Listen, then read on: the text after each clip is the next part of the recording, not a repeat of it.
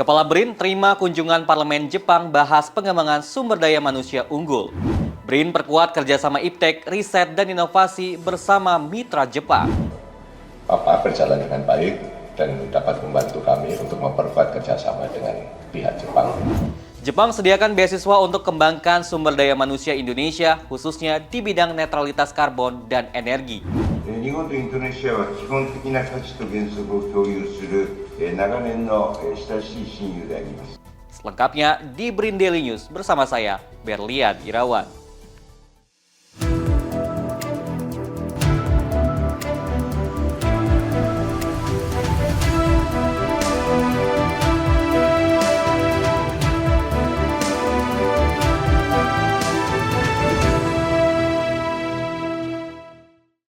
Badan Riset dan Inovasi Nasional menerima kedatangan Sekretaris Jenderal Partai Demokrat Liberal yang juga anggota Parlemen Jepang, Motegi Toshimitsu, beserta jajaran.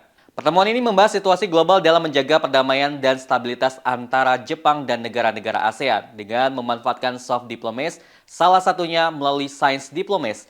BRIN berperan penting dalam mendorong kerjasama untuk saling menguntungkan dengan banyak negara. Untuk itu, BRIN saat ini diberi tanggung jawab antara lain dalam melakukan ekspedisi laut bersama dengan banyak negara dengan memanfaatkan armada kapal riset BRIN.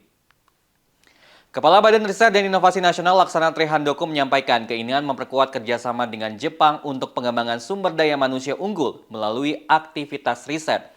BRIN memiliki banyak skema dan program untuk mengembangkan SDM, khususnya program master dan PhD, yang dikerjasamakan dengan partner dari global termasuk Jepang.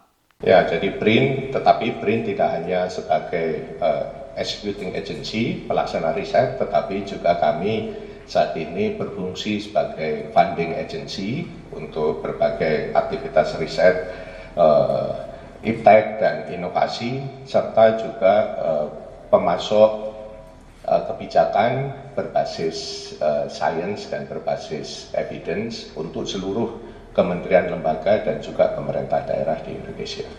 Kerjasama antara Jepang dan Indonesia dahulu dilakukan melalui alumni Indonesia yang pernah bersekolah di Jepang. Namun hingga kini jumlah orang Indonesia yang bersekolah di Jepang dan tetap bekerja sebagai akademisi semakin menurun.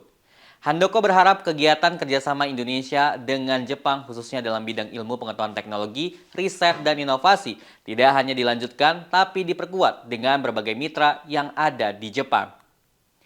Netralitas karbon menjadi fokus Indonesia saat ini. Pemanfaatan biomasa lokal sebagai sumber energi baru terbarukan menjadi strategi dalam mencapai netralitas karbon.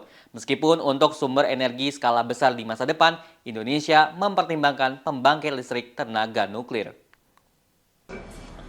Ya, jadi kami berharap melalui kunjungan ini kerjasama Indonesia dengan Jepang, khususnya untuk bidang ilmu pengetahuan, teknologi, riset, dan inovasi, tidak hanya bisa dilanjutkan, tetapi juga menjadi semakin kuat dengan melibatkan lebih banyak lagi mitra di Jepang. Ya, pada hari ini saya ditemani oleh Ibu Eksekutif Sekretari, Ibu Nur, kemudian ada Deputi Chairman Pak Agus Haryono, Prof. Agus Haryono, dan juga ada Deputi Chairman saya, Bapak Menko Pinandito, dan Ibu Mila. Jadi semoga kunjungan Bapak Motegi bisa berjalan dengan baik dan dapat membantu kami untuk memperkuat kerjasama dengan pihak Jepang. Sekretaris Jenderal Partai Demokrat Liberal Jepang, Motegi Toshimitsu, mengatakan Jepang dan Indonesia baru saja memperingati 65 tahun hubungan diplomatik dan juga memperingati 50 tahun persahabatan dan kerjasama Jepang dan ASEAN. Netralitas karbon yang ditargetkan oleh Indonesia menuju tahun 2060 melalui dekarbonisasi dapat dilakukan melalui kerjasama antara kedua negara. Untuk memperkuat struktur industri di Indonesia, Jepang memiliki banyak hal yang bisa disiapkan di Indonesia, termasuk teknologi netralisasi karbon dan juga teknologi panas bumi. Motegi menyampaikan peningkatan jumlah sumber daya manusia yang belajar di Jepang dari Indonesia bisa memanfaatkan beasiswa pemerintah Jepang. Dan pertemuan ini juga menjadi masukan untuk bagaimana agar masyarakat Indonesia bisa belajar di Jepang. 日本とインドネシアは基本的な価値と原則を共有する長年の親しい親友であります。